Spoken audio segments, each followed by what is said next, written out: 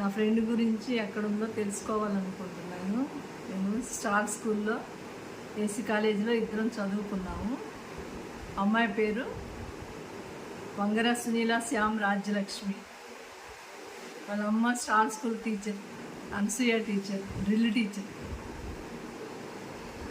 ఒక తమ్ముడు ఉన్నాడు, ఒక అక్క ఉంది. పక్కక్క బాబ్జీ.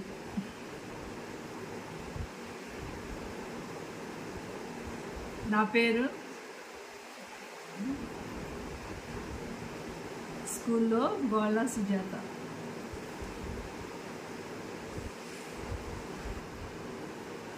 నేను మా ఫ్రెండ్ని కలిసి చాలా సంవత్సరాలు అవుతుంది, 30 years అవుతుంది.